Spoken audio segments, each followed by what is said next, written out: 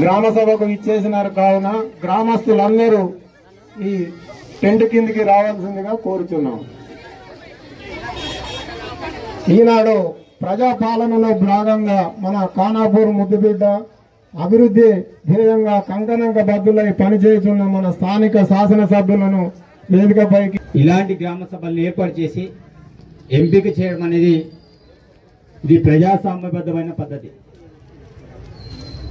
ఈ పద్ధతి ద్వారా ఎంపిక చేయడం నిజంగా మనం అందరం కూడా అదృష్టవంతులుగా భావించాలి. కానీ కొంతమందికి దీంట్లో అనేక రకాల అనుమానాలు. వీరు చెప్పిన లిస్టే ఫైనల్, రేపు మాకు ఇల్లు రావని కొంతమంది, రైతు భరోసా రాదని కొంతమంది, ఆత్మీయ భరోసా రాదని కొంతమంది, ఇందిరా మిల్లు రాదని కొంతమంది. ఆ అపోహాన్ని ఫస్ట్ దిమాగ్ నుంచి తీసేయండి. మీ బుర్ర నుంచి ఆ ఆలోచన విధానం అందరూ కూడా తీయాలని జనాలకు నేను చెప్పేది. ఇక్కడ వచ్చినటువంటి జనాలందరూ కూడా చాలా స్పష్టంగా రైతు భరోసా గురించి చెప్పారు, ఆత్మీయ భరోసా గురించి చెప్పారు, అదేవిధంగా కొత్త రేషన్ కార్డుల గురించి చెప్పారు, అదేవిధంగా ఇందిరా మిల్లుల గురించి కూడా చాలా స్పష్టంగా అధికారి చెప్పడం అనేది జరిగింది. వాస్తవంగా ఇది రాజ్యాంగబద్ధంగా జరిగినటువంటి వ్యవస్థ. ఇదే కాదు, గ్రామ స్థాయిలో కూడా ప్రత్యేకించి ఏమైనా కొన్ని స్కీమ్లు వచ్చినప్పుడు, అభివృద్ధి నిధులు వచ్చినప్పుడు కూడా ఇదే రకమైన గ్రామ సభ పెట్టి, ఎగ్జాంపుల్ సీసీ రోడ్లే వస్తాయని అనుకుందాం. ఆ క్రమంలో కూడా గ్రామంలో గ్రామ పంచాయతీ లెవెల్లో కూర్చొని గ్రామ సభలు చేసుకొని ఏ ఇంటి నుంచి ఏ ఇంటి వరకు సీసీ రోడ్ వేయాలి, లేకపోతే ఆ గ్రామంలో ఏమైనా ఇల్లు శాంక్షన్ అయితే ఎవరెవరికి ఇవ్వాలి, లేకపోతే ఇంకేమైనా ప్రభుత్వానికి సంబంధించిన సంక్షేమ పథకాలు ఏమైనా ఏర్పాటైతే ప్రభుత్వం నుంచి వస్తే వారికి ఏ రకంగా పంపకం చేయాలనేది ఈరోజు గ్రామ సభ ద్వారానే ఫైనల్ జరగాలి. ఇదే మీ గ్రామ సభ ఏమో కొత్తది కాదు, కానీ మనకందరికి అనిపిస్తుంది ఇది కొత్తది.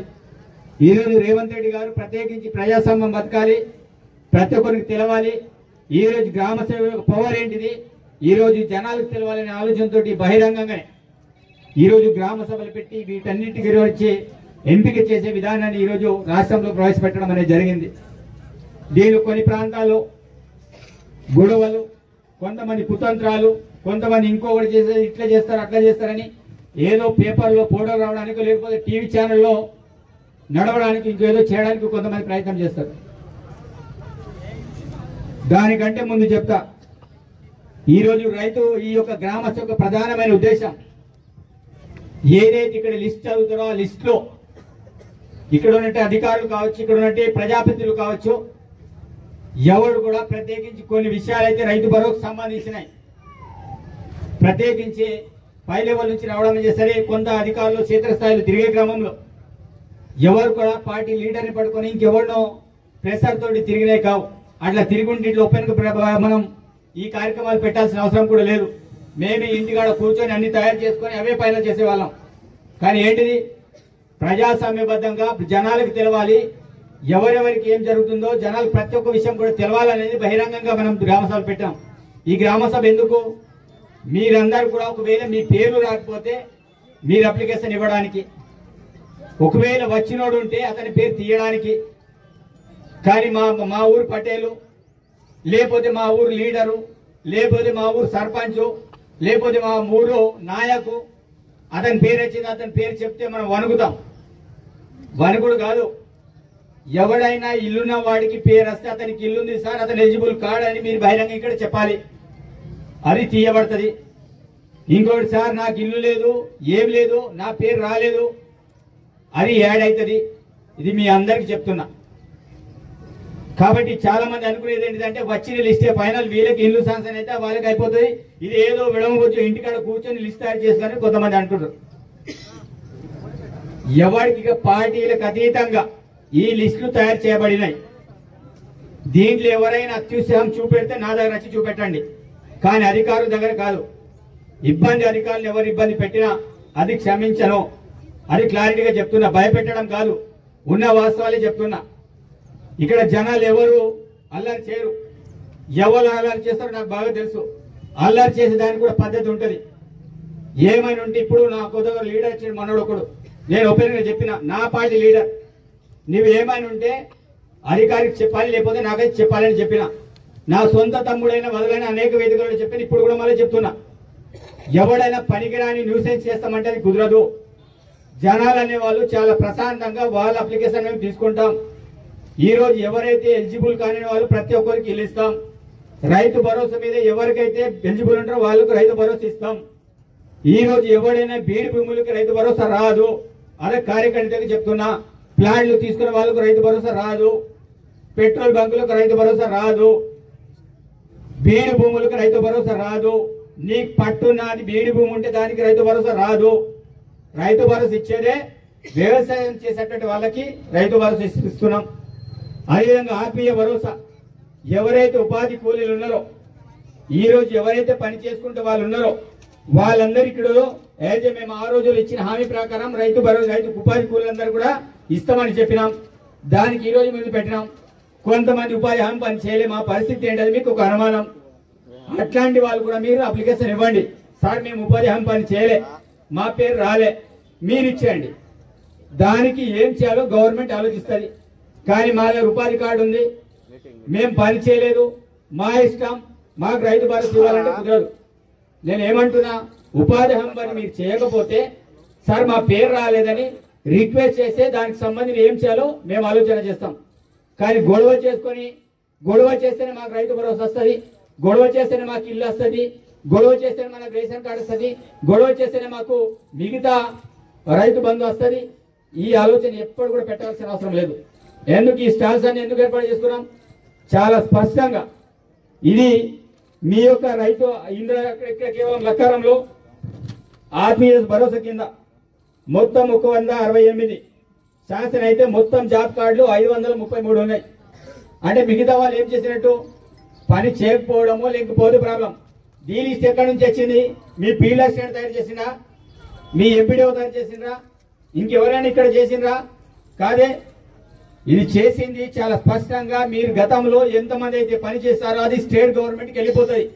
డైలీ ఎంతమంది పని చేస్తారు గ్రౌండ్ లో అదంతా కూడా అప్డేట్ వీళ్ళు ఎంపీడీఓ వాళ్ళు గతంలో కొట్టిందే తప్ప ఇప్పుడు కొత్తది చేసింది ఏం లేదు. అట్లా పంపించిన దాంట్లో 168 మనం మీ గ్రామ పంచాయతీ పరిధిలో 168 కుటుంబాలు పని చేసినట్టు రైతు భరోసా కింద రావడం అనేది జరిగింది. మిగతా కుటుంబాల పరిస్థితి ఏంటిది? ఎందుకు పని చేయలే?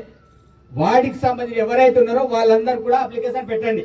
సార్ మాది రైతు భరోసాలో రాలే కాబట్టి మేము అప్లికేషన్, లేకపోతే ఈ 533 మంది వీళ్ళకి భూములు ఉండొచ్చు కావచ్చు, భూములు ఉన్నోడికి ఇది రాదు. ఎందుకు? రైతు భరోసా ప్రధానమైన ఉద్దేశం ఏంటిది? కొంతమందికి జాబ్ కార్డులు ఉంటాయి కానీ భూమి ఉండదు, వాళ్ళు కూలీలు. కొంతమందికి జాబ్ కార్డులు ఉంటాయి, వాళ్ళకి భూమి ఉంటుంది, వాళ్ళకి అది భూమి పేరు మీద వాళ్ళకి రైతు భరోసా వస్తుంది. భూమి లేని వాడికి రైతు భరోసా వస్తుంది. భూమి లేని వాడికి 12,000 ఇస్తున్నాం. అదేవిధంగా సంవత్సరానికి అదే భూమి ఉన్న వాడికి మనం అనుకున్న దానికన్నా ఏదైతే గతంలో ఇచ్చిన హామీ ప్రకారం ఎకరానికి ఎంత డబ్బులు ఇవ్వాలి 6,000 అనుకుంటున్నా. 6,000 చొప్పున మనం డబ్బులు ఇస్తున్నాం. ఎన్ని ఎకరాలు ఉన్నాయి? అన్ని ఎకరాలు కాదు, నేను దాంట్లో కూడా డబ్బులు తీసుకుంటాను, రైతు భరోసా కూడా డబ్బులు తీసుకుంటా. దీంట్లో కూడా పేరు ఉండాలి, దాంట్లో కూడా పేరు ఉండాలి. దేంట్లో కూడా మీ పేరే మీరే నిర్ణయించుకోండి. లేకపోతే మాకు ఆ భూమి ఉన్న దాంట్లో వద్దు సార్, మాకు రైతు భరోసా దీంట్లో ఇవ్వండి, ఉపాధి కార్డు మీద ఇవ్వమంటే దాని మీద ఇస్తాం మీకు 12,000. కాదు సార్ మాకు భూమి ఉంది దాని మీద ఇవ్వమంటే దాని మీద ఇస్తాం. ఎందుకు? ఆ విషయం ఏంటిదంటే భూమి ఉన్నాడు ఎకరం ఉన్నా 50 ఎకరం ఉన్నా ఏదున్నా నీకు ఎంత రావాలో అదే వస్తుంది. దీంట్లో మనకు ఎన్ని ఎకరాలు ఉందంటే 779 ఎకరాలు. పట్టాదారులు ఎంతమంది ఉన్నారు? లక్రం గ్రామ పంచాయతీలో 193 పట్టాదారులు ఉన్నారు. 193 పట్టేదారులకు 779 ఎకరాల భూమికి రైతు భరోసా మనం ఇక్కడ ఇస్తున్నాం. ఇందులో 1 ఎకరాన్ని తీయడం అనేది జరిగింది. అదేది? Petrol bunk. ఎక్కడుంది పెట్రోల్ బంక్? కార్నల్. కాబట్టి ఆ పెట్రోల్ బంక్ సంబంధించి ఇంత ముందు దానికి కూడా మనం డబ్బులు ఇచ్చిండ్రు పోయిన గవర్నమెంట్ లో. కానీ ఈసారి అది ఎకరం పెట్రోల్ బంక్ వెళ్ళిపోయింది కాబట్టి దాన్ని డెలిషన్ చేశాం. కాబట్టి ఇట్లాంటి వాళ్ళ కోసమే ప్రత్యేకమైన సర్వేలు చేపట్టడం అనేది జరిగింది. కాబట్టి రైతు భరోసా కింద 779 ఎకరాలకు రైతు భరోసా ఇస్తున్నాం. దాంట్లో 193 మంది ఎలిజిబుల్. దాంట్లో 1 ఎకరం పెట్రోల్ బంక్ సందర్భంగా తీయడం అనేది జరిగింది. ఇదేంటిది? 382 సబ్ డివిజన్లో. కాబట్టి ఇది రైతు భరోసా సంబంధించిన. అదేవిధంగా కొత్త రేషన్ కార్డు చాలా మంది కుటుంబాలకి బీసీ కులగణన చేసేటప్పుడు రేషన్ కార్డులు లేవని చాలా మంది చెప్పారు. తీరా లిస్ట్ చూసే కొన్ని ఎవరి పేర్లు లేవు. సార్ మేము ఇప్పుడు చెప్పినాం కదా ఆ లిస్టులో లేదని. కానీ ఇప్పటికే తెలంగాణ రాష్ట్రంలో 2 కోట్ల పైచిలకు రేషన్ కార్డులు ఉన్నాయి. అదేవిధంగా రైతు భరోసా దాన్ని కలుపుకుంటే 1 కోటి చిల్లర అయినాయి. మనం అనుకున్న టార్గెట్ కంటే రెట్టింపు స్థాయిలో రేషన్ కార్డుల సంఖ్య వెళ్ళిపోతుంది. మనం అనుకున్న జనాభా కంటే రెట్టింపు స్థాయిలో రేషన్ కార్డు వెళ్ళిపోతున్నాయి. కాబట్టి దీంట్లో ఏం చేస్తున్నారు, కొన్ని రేషన్ కార్డులు డెలిషన్ చేయాల్సి ఉంటాయి. అవి పోయిన గవర్నమెంట్లో చేయలే, కొత్త వాటి ఇవ్వలే. దీంతో ప్రత్యేకించి మన దగ్గర లక్కరం గ్రామ పంచాయతీలో 247 ఆర్ఐ లాగిన్లు ఉంటే దాంట్లో కొత్త కార్డులు 144 మన లాగిన్లో రావడం అనేది జరిగింది. 3 నాట్ ఎలిజిబుల్ కింద వాళ్ళు ప్రభుత్వ ఉద్యోగులుగా గుర్తించబడిన వాళ్ళని తీయడం అనేది జరిగింది. కాబట్టి మిగతా కుటుంబాలకి ఎవరికైతే రేషన్ కార్డు లేదో, ఈ లిస్టులో లేని వాళ్ళు కూడా ఇబ్బంది పడకుండా మీరందరూ కూడా దాంట్లో అప్లికేషన్ ఇవ్వండి. రేషన్ కార్డు లేని కుటుంబాలు ప్రతి ఒక్కరు కూడా రేషన్ కార్డు ఇస్తామని, అదేవిధంగా నిన్న కాదు మొన్న మౌలి పౌర సరఫరా శాఖ మంత్రి ఉత్తమ్ కుమార్ రెడ్డి గారు చాలా స్పష్టంగా మా అందరి ఎమ్మెల్యేలతోటి జూమ్ మీటింగ్ ఏర్పాటు చేసుకుని ఎక్కడ కూడా ఇబ్బంది పడకండి, తప్పకుండా ప్రతి కుటుంబానికి రేషన్ కార్డు ఇస్తామని చెప్పడం. వికలాంగులు కావచ్చు, వితాంతులు కావచ్చు, లేకపోతే పెళ్ళైన కొత్త జంటలే కావచ్చు, ఇంకెవరైనా సరే ఎవరైతే పూరి గుడిసెల్లో ఇబ్బందికరమైన పరిస్థితులు ఉంటారో అట్లాంటి వాళ్ళకే టాప్ ప్రియారిటీ. దీనిలో మళ్ళీ చెప్తున్నా, కాదు నా గ్రామానికి నేను నాయకుని, లేకపోతే నా ఏరియాకి నేను వార్డు మెంబర్ని, లేకపోతే నా ఏరియాకి నేను సర్పంచ్ని, నా ఏరియాకి నేను కుల పెద్దని. కుల పెద్దకి లేకపోయినా మేము ఇల్లు ఇస్తాం, ఇల్లు లేకపోతే. సర్పంచ్ ఇల్లు లేకపోతే సర్పంచ్ కూడా మేము ఇల్లు ఇస్తాం, ఇల్లు లేకపోతే. కానీ ఇల్లుండి మాత్రం మాకు ఇల్లు కావాలంటే కుదరదు. ఇది మానవత కోణంతో ప్రతి ఒక్కరు కూడా ఆలోచన చేయాలి. ఉన్నవాడే ఇల్లు కావాలనడం అది మంచిది కాదు, లేని వాడికి ఇవ్వడమే. ఈ రోజు మనమందరం కూడా ఆ రకమైన ఆలోచన విధానంతో ఉండాలి. కానీ కొంతమంది ఏం చేస్తున్నారు, ఇల్లు ఉంటది, స్లాబ్ బిల్డింగ్ ఉంటది, సార్ నా పేరు రాలేదు సార్ అంటారు, నేను నీకు ఓటు వేయలేదని ఇంకొకటి అంటాడు, నేను నీ పార్టీ అని కదా సార్ ఇంకొకటి అంటాడు, నీకోసం నేను తిరిగిన సార్ అని ఇంకొకటి అంటాడు. నా కోసం తిరిగినా, నాకు ఓటు వేసినా, ఇంకేం చేసినా నేను చెప్పేది ఒకటే. అధికార పార్టీ కార్యకర్తలు కూడా నేను విజ్ఞప్తి చేస్తున్నాను, ఎవరైనా సరే ఈరోజు మీరందరూ కూడా గుర్తించేది పేదవాళ్ళని, గరీబోళ్ళని. వాళ్ళకి సర్వీస్ ఇచ్చినప్పుడే వాళ్ళే మీ వెంట ఉంటారు. కానీ మనమే ముందే ఇల్లు తీసుకున్నట్టు చేసినట్లయితే ఈరోజు అధికార పార్టీ వెళ్ళి ఇల్లు తీసుకెళ్లినది, ఈరోజు ప్రభుత్వం మీద బుద్ధి చల్లటి ప్రయత్నాలు చేస్తారు. ఈరోజు అధికార పార్టీ ఉన్నా, ప్రతిపక్షం ఉన్నా, ఇల్లు లేని ప్రతి లీడర్ కావచ్చు, ప్రతి పేదవాడికి కావచ్చు, ప్రతి ఒక్కరికి ఇల్లు ఇస్తాం. మీకు తెలుసు, ఇందిరమ్మ ఇల్లు గతంలో ఒక కుటుంబానికి 2 ఇళ్ళు, 3 ఇళ్ళు, 4 ఇళ్ళు కూడా వచ్చిన వాళ్ళు ఉన్నారు. ఈ రకంగా 2 లిస్టులను మేము తయారు చేయడం అనేది జరిగింది. కొందరికి ప్లేస్ ఉంది, వాళ్ళకి ఇల్లు లేదు, వాళ్ళు ఎలిజిబుల్. కొందరికి జాగ లేదు, కానీ వాళ్ళు ఎలిజిబుల్. కాబట్టి ఈ రకమైన క్రైటీరియా తోటి చాలా స్పష్టంగా ఇల్లాంగుని గుర్తించడం. దాంట్లో ఇంకా రిమార్క్ కాలం రాసినాం. ఏం రిమార్క్ కాలం రాసినాం, అతను ఉండే ఇల్లు కట్టెదా, లేకపోతే గోడ ఉన్నదా, పైనుంచి పాలిథిన్ కవర్ ఉందా, రేకుల షెడ్ ఉందా, లేకపోతే గడ్డి గుడిసెనా, లేకపోతే పూరి గుడిసెనా, ఈ రకమైన రిమార్క్ కాలం కూడా రాయడం అనేది జరిగింది. కాబట్టి ఇంత స్పష్టంగా చెప్తున్నా కాబట్టి, ఎందుకంటే ఇది చెప్పి నేను వెళ్ళిపోతా, ఎమ్మెల్యే లేడు కదా, మనం ఏమైనా లొలి చేయాలంటే కుదరదు.